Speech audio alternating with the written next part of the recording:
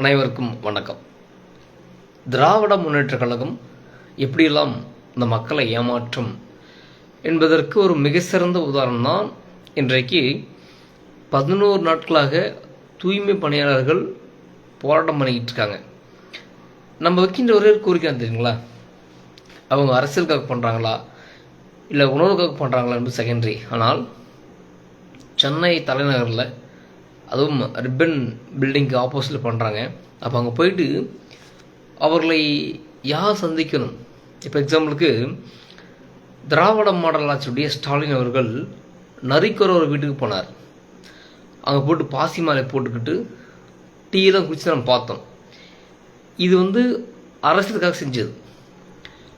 இன்றைக்கு ஆட்சிக்கு வந்த பிறகு அந்த நரிக்குறவர் இன மக்களுக்கு இவர்கள் அரசாணை ஏதாவது பிறப்பித்திருக்காங்களா, வீடுகள் கட்டி கொடுத்துருக்காங்களா, அல்லது இவர்களால் இந்த திராவிட முன்னேற்ற கழகத்தால் இந்த நரிக்குற இன மக்கள் இவ்வளோ பேர் இந்த 5 வருஷத்தில் அரசாங்க வேலைக்கு போயிருக்காங்க அப்படின்னு சொல்லிட்டு ஒரே ஒரு பட்டியலை வெளியிட முடியுமா? முடியாது. ஏன்னா இதுதான் திராவிட மாடலுடைய ஆட்சி, இதுதான் திராவிட மாடலுடைய நாடகம். இது எப்பவுமே தொடர்ந்து நடக்கும். அதுக்காக நான் அதிமுக பக்கம் பேச முடியும்னு நினைக்காதீங்க. ஏன்னா தூய்மையான ஆட்சியாளர்கள் கக்கனையும் காமராஜையும் இந்த மண்ணில் இருந்து அப்புறப்படுத்திட்டு அதற்கு ஆணி வேராக இன்னைக்கு பெரும் மரமாக வளர்ந்து நிற்பது திராவிட முன்னேற்ற கழகம். அதிலிருந்து வந்த அனைத்து இந்த அண்ணா திராவிட முன்னேற்ற கழகம். சரி, முதல்ல திராவிட முன்னேற்ற கழகத்தை பற்றி பேசுவோம்.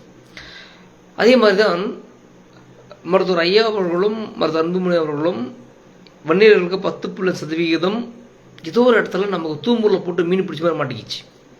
ஒரு பெரிய ஏரியில் நம்ம தூம்புல் போகிறோம், அங்கே மீன் இருக்கா இல்லையா, அல்லது அது பெரிய மீனாக இருக்குமா? ஏன்னா சின்ன தூம்புல் பெரிய மீன் மாட்டாது. ஆனால் ஏதோ ஒரு வகையில் ஏதோ ஒன்று போட்டு அதை எடுக்கும்போது என்ன சொன்னாங்கன்னா, பாருங்கள் இது நல்ல மீன் கிடையாது, இது அழுகி போன மீன், இது ஆப்ரிக்கா ஃபிஷ், இது சாப்பிட்டா கேன்சர் வரும் அப்படின்னு சொல்லிட்டு அதை அனுபவிக்க விடாமல் அதை மீண்டும் உருவி தண்ணிலே போட்டாங்க. அதுக்கப்புறம் கேட்குறாங்க, சரிங்க நீங்கள் நல்ல மீனை கொடுங்க, நாங்கள் நல்ல மீனை கொடுப்போம் அப்படின்னு சொல்லிட்டு திராவிட முன்னேற்ற கழகம் வன்னியர்களுக்கு 10% இடஒதுக்கீடு, அதிமுக அரசாங்கம் அது நாடகம் என்று சொல்லிட்டு நாங்கள் வந்தால் 5% தரும் அப்படின்னு சொல்லிட்டு வன்னியர்களையும் முழுமையாக ஏமாற்றியது. சரி, இது மற்ற மக்கள் என்ன நினைப்பாங்கன்னா, ஏவா நீ வன்னியன், நீ சாதி வெறியன் அப்படின்னு சொல்லி முத்திர குத்தம் இல்லாமல் அது காதல் போட்டுக்கல.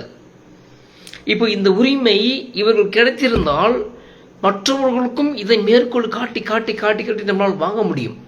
அப்படிதான் இன்றைக்கு தூய்மை பணியாளர்கள் அவர்கள் வந்தாங்கன்னா நீங்கள் நல்லா தெரிஞ்சுக்கணும், அந்த தூய்மை பணியாளர்கள் வைக்கிற குற்றச்சாட்டு தெரியுங்களா, 10 வருஷமா 5 வருஷமா 20 வருஷமா எங்களுக்கு அரசாங்க வேலை நாளைக்கு வந்துடும்.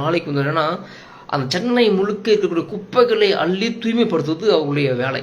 நம்மளுக்கு கிடைச்சன்னு சொல்லி 20 வருஷம் கிட்டத்தட்ட 2 தலைமுறை வந்துடும். நீங்கள் பொதுவாகவே பார்த்தீங்கன்னா 18 வயசில் மேரேஜ் பண்ணுறாங்க தரப்பு, 20 வயசில் மேரேஜ் பண்ணுறாங்க. அப்போது அதில் ஒரு குழந்தை உறுப்பு தச்சுன்னா அது 2ஆம் தலைமுறை. அப்போ ஏற்கனவே இவர்களுக்கு ஒரு 20 வயசு இருக்குன்னு வச்சுங்களேன், ஒரு 18 வயசில் 20 வயசு 25 வயசில் போய் சேர்றாங்கன்னா இப்போ அவங்களுக்கு பையன் பிறப்பான், அது 2ஆம் தலைமுறை. அந்த பையன் பிறந்து அவங்களுக்கு 20 வயசுக்கிட்ட ஆயிடுச்சுன்னா அவங்களுக்கு பையன் அது 3ஆம் தலைமுறை. அப்போது கிட்டத்தட்ட 2 தலைமுறையாக அந்த குப்பை அள்ளக்கூடிய பணியும் தூய்மை பணியும் செய்கின்ற இவர்களுக்கு இன்னமும் அரசாங்க வேலை அது நிரந்தரமாக்கப்படலாம். அந்த பட்டியல் சமுதாயத்தை யார் ஏமாத்துறாங்க? ஏன்னா அதிகமாகவே ஒரு அரசாங்கம் வந்துச்சுன்னா பட்டியல் சமுதாயத்தை முதல்ல எதுக்கு தேடுறாங்க? ஒரு கிராமம் அல்லது டவுன் அல்லது ஒரு வில்லேஜ், அப்படி இல்லைன்றால் ஒரு சிட்டி, இந்த இடத்துல அந்த குப்பைகள் அழுவதற்கும் சாக்கடைகள் அழுவதற்கும் முதல்ல தேடுகின்ற கண்ணு பார்த்தீங்கன்னா பட்டியல் சமுதாயம் தான். அந்த பட்டியல் சமுதாயத்தை வேலைகளை வச்சுப்பாங்க.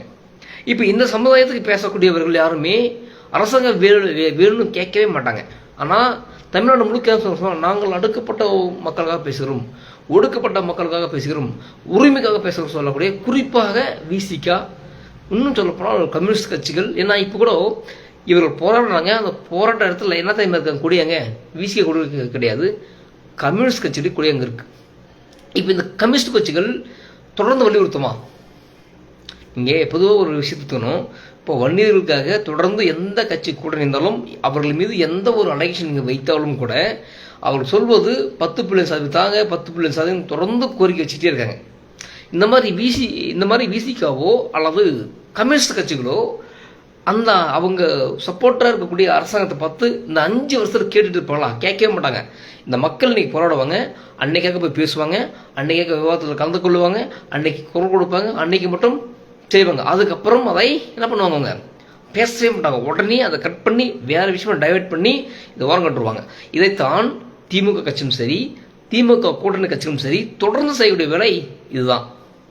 அப்போ இந்த திராவிட முன்னேற்ற கழகம் எப்படியெல்லாம் இந்த மக்களை ஏமாற்றி ஆட்சிக்கு வருவதற்கு இதை விட ஒரு பட்டவர்த்தமான ஒரு ஐயக்குத்தரமான ஒரு செயலை நீங்கள் பார்க்கவே முடியாது. இது கைவந்த கலை. ஆனால் மக்களும் அவர்களைத்தான் நம்பி நம்பி நம்பி சென்று ஏமாந்து வாக்களித்து போய்கிட்டே இருக்காங்க. கேட்டால் பட்டம் மட்டும் முத்தமிழ் கலைஞர், முத்தமிழ் வித்தகர், தமிழகத்தை பாதுகாக்கூடிய தலைவர் அப்படின்னு சொல்லிட்டு பட்டம் மட்டுமே தனக்கான பட்டத்தை சுமந்து கொண்டே இருப்பார்கள். அது மாதிரி திராவிட முன்னேற்ற கழகம் எந்த ஒரு இனத்திற்கும் அது உண்மையாகவே இருக்காது, பொய்யாக இருக்கும். ஸோ இந்த மக்கள் தெரிந்து கொள்ள வேண்டும்.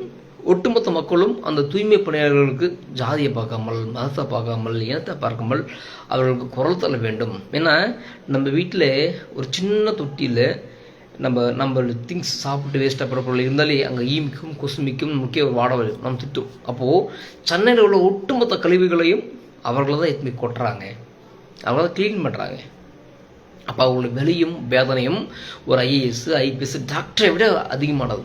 இந்த டாக்டருக்கும் ஐஏஎஸ்க்கும் ஐபிஎஸ்க்கும் கொடுக்கின்ற சலுகைகளை விட, கொடுக்கின்ற சம்பளத்தை விட உண்மையாகவே இந்த தொழிலாளர் தரணும். அதுதான் நாம் மிக சிறந்த ஒரு பரிசாக அமையும்.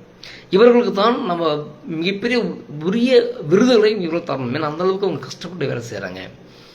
அப்போ இந்த திராவிட முன்னேற்ற கழகம் அதை ஏன் செய்யாமல் இருக்கு? சேகரம் போது அதுக்கு பேசுகிறாரு, அது நைட்டு 10 மணிக்கு வராரு. நீங்கள் டிவி விவாதத்தில் நீங்கள் வெளியில் பாருங்கள், எந்தெந்த விஷயத்தையோ பீகாரில் ஒரு விஷயம் நடந்ததுன்னா ஒரு மாத கணக்கில் டிபேட்டை போட்டு தள்ளுவாங்க.